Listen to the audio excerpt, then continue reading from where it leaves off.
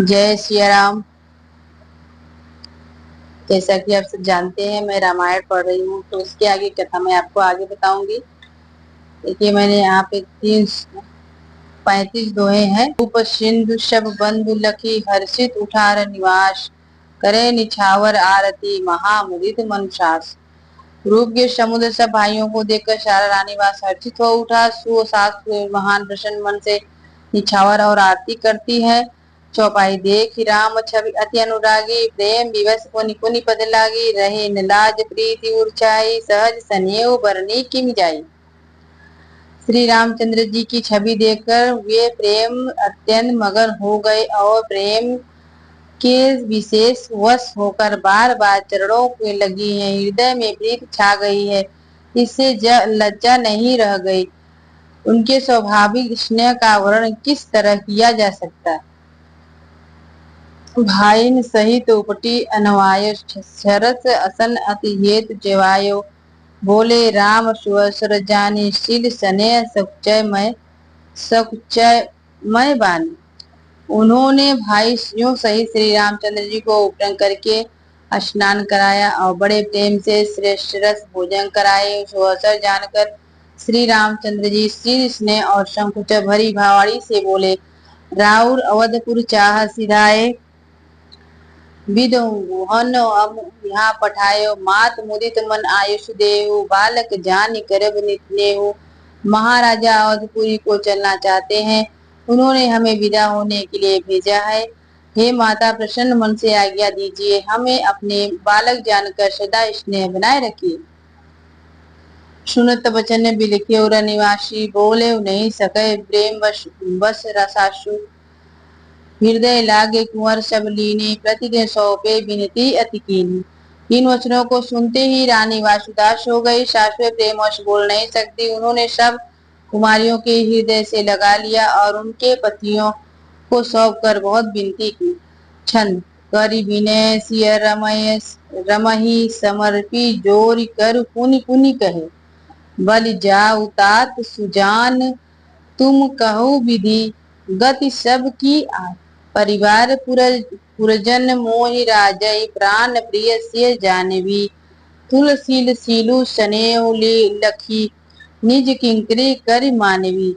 विनती करके उन्होंने सीता जी को श्री रामचंद्र जी को समर्पित किया और हाथ जोड़कर बार बार, हे तात हे सुजान, मैं बलि जाती हूँ, तुमको सब गति से हल मालूम हो। परिवार को, पूर्व वासियों को, मुझको, राजाओं को सीता प्राणों के समान प्रिय, ऐसा जानिएगा। हे तुलसी के स्वामी, इसके सील और स्नेह को देखकर इसे अपनी दासी करके मानिएगा। सोठा तुम परिपूर्ण काम जान, शिरोमणि भाव प्रिय, जन गुण गाहक, राम दोष दलन करुणायक। तुम पूरे काम और सुजान शिरोमणि हो, भविष्य भाव प्रिय हो, तुम प्रेम प्यारे हो। हे राम, तुम भक्तों के गुणों को ग्रहण करने वाले, दोषों को नाश करने वाले और दायक के धाम हो। अस कह रही चरण गाई, रानी प्रेम पंग जनु गिरा समानी, सुन सने सानी बर बानी, बहुविधि राम सासु मुसन मानी। ऐसा कहकर रानी चरणों को पकड़कर चुप रह गई, मानो उनकी वाणी प्रेम प्रेम रूप से दलदल में समा गई हो। स्नेह सनी हुई श्रेष्ठ वाणी सुनकर श्री रामचंद्र जी ने सास का बहुत ही प्रकार से सम्मान किया।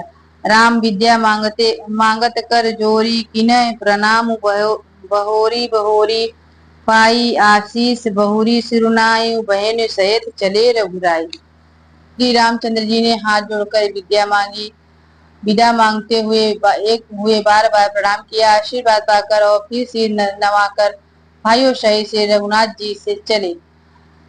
मंजू मधुर मूर्ति उर आनी, भयउ सने शीतिल सबरानी, उन धीरज धर कुआर अहंकारी, बार बार भटेव महतारी। श्री राम जी का सुंदर मधुर मूर्तियों को हृदय में लाकर सब रानियां स्नेह से शीतल हो गई। फिर धीरज धारण करके कुमारियों को बुलाकर माताएं बार बार उन्हें गले लगाकर बैठने लगी। पहुंचावे फिरे मिले बहुरी, बड़े परस्पर प्रीति न थोरी, पुनि पुनि मिलत सखियन बिल गई, बाल बच्छ जीमी देनु लव। पुत्रियों को पहुंचाती हैं, फिर लौटकर मिलती हैं। परस्पर कुछ थोड़ी प्रीत नहीं बढ़ती, अर्थात बहुत प्रीति बढ़ी है। बार बार मिलते हुए माताओं को सखियों ने अलग कर दिया, जैसे हाल की ब्याही हुई गाय को कोई उसके बालक बछड़े या बछिया से अलग कर दे। दोहा नंबर 337। प्रेम विवश नर नारी सब सखियन सहित रनिवासु, मानव किने विदेहु पुर करुणा विरह निवासु। सब स्त्री पुरुष और सखियों सहित सारा रानीवास प्रेम के विषय में वश हो रहा है। ऐसा लगता है मानो जनकपुर में करुणा और विरह ने डेरा डाल दिया। चौपाई सख सारिका जान की जाए, कनक पिजर नहीं राखे पढ़ाए। व्याकुल कहे कह बेदे, सुनि धीरज परिहार के। जानकी ने जिन तोता और मैनों को पाल पोष कर बड़ा किया था और सोने के पिंजड़े में रखकर पढ़ाया था, वे व्याकुल होकर कह रहे थे, वैदेही कहाँ है। उनके ऐसे वचनों को सुनकर धीरज किसको नहीं त्याग देगा, अर्थात सब का धैर्य जाता रहा। भय विकल खग मृग यही भांति, मनुष्य दशा कैसे कही जाती। बंधु समेत जनकू तब आयो, प्रेम उमंगी लोचन जल छायो। जब पक्षी और पुस्तक इस तरह विकल हो गए, तब मनुष्यों की दशा कैसी कही जा सकती। तब वही सहित जनक जी वहां आए, प्रेम से उमड़कर उनके नेत्रों में प्रेम सुराव का जल भराया। श्रिय विलोकिक धीरता भागी रहे, कावत परम विरागी। रीने राय लाए जान की मिठी महामर ज्यादा ज्ञान की। वे परम वैराग्यवान कहलाते थे, पर सीता जी को देखकर उनका भी धीरज भाग गया। राजा ने जनक जी को हृदय से लगा लिया। प्रेम प्रभाव से ज्ञान की महान मर्यादा मिट गई, ज्ञान का बाध टूट गया। समझावत सब सचिव सयाना, किने विचारु न अवसर जाना। 12 बार सुता उरलाई, सजी सुंदर पालकी मंगाई। सब बुद्धिमान मंत्री उन्हें समझाते, तब राजा ने विषाद करने का समय न जानकर विचार किया। बार बार पुत्रियों को हृदय से लगाकर सुंदर सजी हुई पालकियां मंगवाई। दुआ नंबर 338। प्रेम विवश परिवारु सबु जाने, सुलगन नरेश कुंवरु चढ़ाए पालगनी सुखदेव सिद्ध गणेश। सारा परिवार प्रेम से विवश है। राजा ने सुंदर मुहूर्त जानकर सिद्ध सहित गणेश जी का स्मरण करके कन्याओं को पालकियों पर चढ़ाया। बहुविधि चौपाई। बहुविधि भूप सुता समुझाई, नारिद धर्म कुल रीति सिखाई। दास दास देह बहु तेरे, सूच सेवक जेह प्रिय से सिंह के। राजा ने पुत्रियों को बहुत प्रकार से समझाया और उन्हें स्त्रियों का धर्म और कुल की रीति सिखाई। बहुत से दास दासी दिए और वे सीता जी के प्रिय विश्व पात्र सेवक थे। सिंह चलत व्याकुल पूर्वासी, वही सगुण सुख मंगल राशि। बसुर सचिव समेत समाजा, संग चले पहुंचावन राजा। सीता जी के चलते समय जनकपुरवासी व्याकुल हो गए। मंगली राशि शुभ शकुन हो रहे हैं। ब्राह्मण और मंत्रियों के समाज सहित राजा जनक जी उन्हें पहुंचाने के लिए साथ चले। समय विलोकी बाजने बाजा, रथ गज बाजी, बराती साजे। दशरथ द्वीप बोले, सब रीने दान मान परिपूर्ण कीने। समय देकर बाजा बजने लगे, बरातियों रथ हाथी और घोड़े सजाते। दशरथ जी ने सब ब्राह्मणों को बुला लिया और उन्हें दान और सम्मान से संपूर्ण कर दिया। चरण सरोज दूरी दूर सीसा, मुदित महीपति पाय सीसा। सुमरे गजानन कीने बयाना, मंगल मूल सगुन बयाना। उनके चरण कमलों की धूल सिर पर झाड़कर आशीष पाकर राजा आनंदित हुए और गणेश जी का स्मरण करके उन्होंने प्रार्थना की।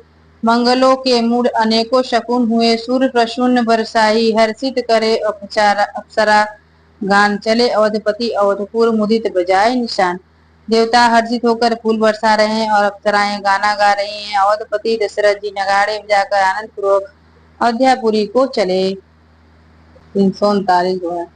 नृप कर विनय महाजन, फिर सादर सकल मांगने टेरे। भूषण बसन बाजी गज दीने, प्रेम पोष ठाड़े सब कीने। राजा दशरथ जी विनती करके प्रतिष्ठित जनों को लौटाए और आदर के साथ सब मंगनों को बुलाया।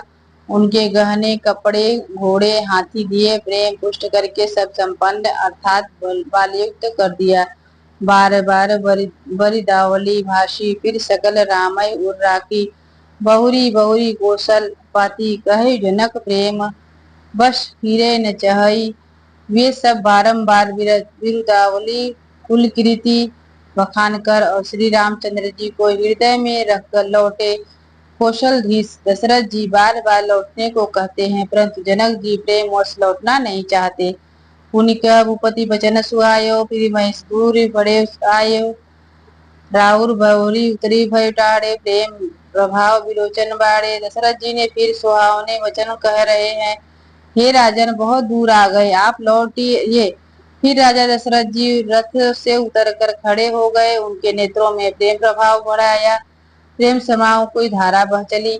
तब विदेह विदेह बोले भर जोरी, वचन सनेव सुधा जन गोरी। करेऊ कवन विधि विनय बनाई, महाराज मोही दिन बढ़ाई। तब जनक जी ने हाथ जोड़कर मानो स्नेह रूपी अमृत में डुबो कर वचन बोले, मैं किस तरह बनाकर किन शब्दों में विनती करूं। हे महाराज, आपने मुझे बड़ी बड़ी विदाई दी है। कौशल दुआ नंबर 340।